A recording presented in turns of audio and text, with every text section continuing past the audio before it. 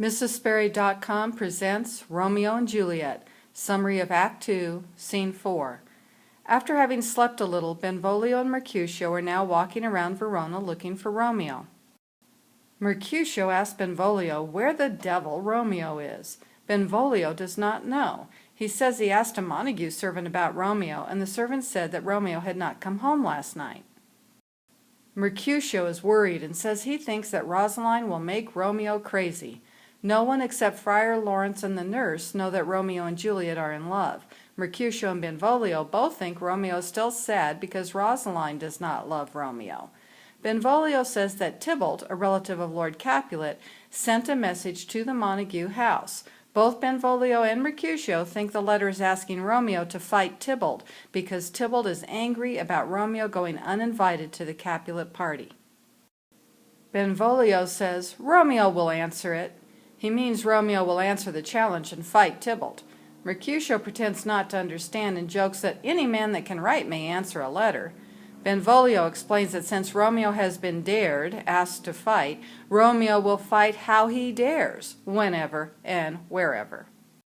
Mercutio says Romeo is already dead. Rosaline killed him with her black eye. A love song hit him in the ear. Cupid's arrow hit Romeo's heart. Mercutio asks Benvolio if Romeo, a young man killed by love because love has made him think of nothing else, has any chance to win a fight against Tybalt. Benvolio asks Mercutio what is special about Tybalt. Mercutio does not like or respect Tybalt. He says that Tybalt is like the Prince of Cats. This is an allusion, a reference to a character in Reynard the Fox stories. In those stories, which began to be told about the year 1175, Tibert, also called Tybalt, was a cat who was sent by the king of beasts, a lion, who wanted to trap Reynard. Instead, Tibert is trapped. Mercutio says that Tybalt is a courageous captain of compliments. Mercutio means that Tybalt likes to compliment important people and get them to watch him. Mercutio says Tybalt fights like people who sing prick song. Prick song is an old word for music that is written down. So Mercutio is saying that Tybalt fights like someone who sings carefully, not easily or naturally. Mercutio says that Tybalt watches time, distance, and proportion. Tybalt knows how to rest between hits with his sword, and on the third hit his sword goes into the heart of the person he fights against. Mercutio says that Tybalt can hit a target as small as a button, and knows all the rules about the first and second cause, which give him permission to fight after being insulted. Then, when he fights, he proudly shows his moves: the Passado, forward thrust, the punto, reverso, reverse thrust, and the the thrust that hurts or kills. Mercutio is not complimenting Tybalt. He is speaking sarcastically. He means that Tybalt has gone to a fencing or sword-fighting school, but Tybalt is more interested in appearing brave and noble than in actually being brave and noble. Tybalt is like a pretty cat who gets angry easily and who spits and hits, but who is really afraid. Benvolio asks Mercutio what Tybalt knows. Mercutio rudely says that Tybalt knows the pox, a sexually transmitted disease. Mercutio says he hates people who act as if they are better than others by using foreign words and by dressing and fighting in the latest style. Benvolio sees that Romeo is coming and tells Mercutio. Mercutio stops talking about Tybalt and starts talking about Romeo. Mercutio says that Romeo is like a dried herring without roe. This means that Romeo is like a thin, dead fish without its eggs. Mercutio thinks that Romeo is still sad about Rosaline not loving him. Mercutio also thinks that Romeo is tired and pale and has spent the night with a woman. Mercutio says that Romeo loves Rosaline and thinks she is even more beautiful than the most beautiful women written about by the most famous poets in history. Mercutio says that Romeo thinks his girl is better than the poet Plutarch's Laura and the poet Virgil's Dido. Mercutio says Romeo thinks his girl is even better than Cleopatra, the famous queen of Egypt, and Helen of Troy, the daughter of a god named Zeus in a story written by a Greek poet named Homer. Mercutio says Romeo would even think Hero, a beautiful woman in an ancient Greek story, was a prostitute when compared to Rosaline. Finally, Mercutio says that Romeo thinks his girl's eyes are more beautiful than Thisbe's. Note, the Greek story of Thisbe and Pyramus has many similarities to Romeo and Juliet. Look at the given website address. Romeo walks up, and Mercutio shows how tired he is of Romeo thinking only about love. He still thinks that Romeo is sad about Rosalind not loving him, but Mercutio also thinks that Romeo, like Tybalt, cares more about getting attention and being fashionable than anything else. Mercutio says bonjour to Romeo. Mercutio uses a French word to say good day because he says the French greeting goes with Romeo's French fancy pants. Mercutio also says that Romeo gave Mercutio and Benvolio the counterfeit or the slip by getting away from them the night before. Romeo does not understand what Mercutio means by counterfeit, so Mercutio explains that Romeo had left his friends the night before. Then Romeo and Mercutio joke about sex. At first it seems like they are talking about courtesy, being polite, but then they talk about a curtsy or a bow. They are really talking about how much sex Romeo has had, and Romeo says he has had a lot of sex. Romeo says that they should stop joking, and Mercutio says that Romeo is better at joking than he is. Romeo continues joking. He says that Mercutio is a goose, a foolish person. Mercutio says that Romeo is more of a goose than he is. Romeo now uses goose to mean prostitute and says Mercutio is always looking for one. Mercutio uses goose to talk about the bird that people like to cook and eat. He says Romeo's jokes make a good spicy sauce. They joke some more, and Romeo says Mercutio is a broad goose, a fat goose. Mercutio is happy. He thinks his jokes have made Romeo happy again. He says Romeo is now normal, his true self. Mercutio asks, why is not this better now than groaning for love? Mercutio says that Romeo's wanting Rosalind to love him made him act like a fool running around looking for a place to hide his bauble in. This has two meanings. One is pictured below. The other is sexual. Mercutio makes another joke about his own sexual ability, and then the nurse and Peter walk up. The nurse and Peter walk up, and Mercutio says, "A sail! A sail!" Benvolio says 2 sails are coming, a shirt and a smock, because the nurse and Peter are wearing clothes that look like sails. Note, some online versions of the play make a mistake by saying that Romeo or Benvolio say the words "a sail, a sail." The nurse tries to act like a rich lady, so she asks Peter to give her the fan he is carrying for her.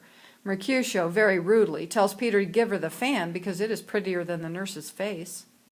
The nurse acts like a lady and says good morning to Romeo and his friends. Mercutio rudely says that it is now afternoon and makes a joke about a clock's hand being like a man's sexual organ.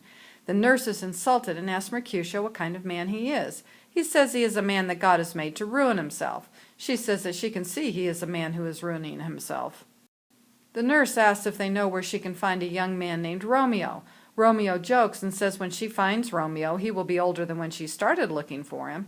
Romeo says he is the youngest Romeo and the worst. After seeing how insulting the young men can be, the nurse agrees that he is the worst Romeo. The nurse says she would like to have a confidence with Romeo. She has made a mistake. She meant to say conference. Benvolio says that she will indict Romeo to a dinner party. He makes his mistake on purpose. His friends know he is making fun of the nurse's malapropism, the use of a similar sounding word instead of the correct word. They know he is substituting indict for invite. They also know he is saying that the nurse is a prostitute because no other woman would invite a man to dinner. Mercutio thinks it is very funny to call the nurse a prostitute. He calls her that by using the word bod. Mercutio also plays with the word hare, which meant either a rabbit or a prostitute. He says the hare could be put into a Lenten pie, which could not be eaten because during the religious time of Lent, people are not supposed to eat meat. As a result, the pie would be too old to eat. Mercutio is saying that the nurse is too old and ugly to have sex with. Note, many school texts delete or change some of the worst insults in this scene. Mercutio is having so much fun insulting the nurse that he makes up a little song that again calls her a prostitute and sings it. Mercutio says that he, Benvolio, and Romeo should all go to Romeo's house for dinner, lunch. Romeo tells them to go, and he will go later. Mercutio, still joking, says goodbye to the nurse by calling her an ancient, very old, lady, and then sings a romantic song to her.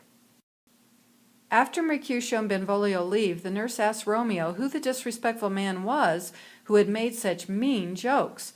Romeo says that Mercutio is just a man who likes to hear himself talk. The nurse is angry and says she will take him, Mercutio, down if he insults her again.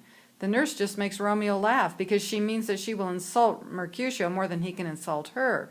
but the nurse's words could mean that she intends to have sex with Mercutio. The nurse is also angry with Peter and says he had just stood there and had let Mercutio use her at his pleasure. She means that Peter should have helped her when Mercutio was insulting her, but her words could actually mean that Peter had let Mercutio have sex with her. Peter says he would have used his sword to protect her if he had seen someone use her. The nurse says she is so angry she is shaking. The nurse asks Romeo to speak with her privately. She says that Juliet has sent her with a message, but before the nurse will say more, she wants to know if Romeo is bad and is only trying to trick Juliet. She says it would be very bad if Romeo does not really love Juliet and is only trying to trick her, because Juliet is very young. Romeo starts to speak and asks the nurse to tell Juliet that he is a good man and he has a protest. The nurse thinks that Romeo is saying that he has a proposal, that he wants to ask Juliet to marry him. The nurse is happy and says she will tell Juliet. At first, Romeo is confused and does not know what the nurse is going to tell Juliet, since the nurse has confused the words protest and propose. Finally, they understand each other. Romeo tells the nurse to tell Juliet to go to Friar Lawrence's cell, small room, that afternoon. She can say she is going there to confess her sins. The friar then will marry Romeo and Juliet to each other. Romeo also tells the nurse that she must meet his servant within an hour to get a rope ladder from him. Romeo will use the ladder that night to climb up to Juliet's room for their wedding night. Romeo gives the nurse some money. At first she says she will not take it, but then she does. The nurse is worried about Romeo's servant. She thinks the man might tell everyone about Romeo having a ladder. She asks Romeo if he knows the wise words, "Two may keep counsel, putting one away. Two may keep a secret if one of them is gone." Romeo says his man is good, true as steel. The nurse, thinking about the girl that she has taken care of for so long, soon getting married, starts to talk about how cute Juliet was as a baby. Then the nurse says she has been having fun joking with Juliet by telling her the man Paris is more handsome than Romeo. The nurse says that her words about Paris make Juliet pale, white as a sheet. The nurse then surprises Romeo by asking if the words Rosemary and Romeo start with the same letter. He says that they both start with the letter R, but since she cannot read and thinks the letter sounds like the sounds of an angry dog, she thinks he is joking. Also, the nurse says that Juliet always says good things about Romeo and Rosemary, so the words cannot begin with R. She thinks rosemary is a good word because the plant is a symbol for love, but the letter R must not be a symbol for something good. Then she calls Peter, and they leave.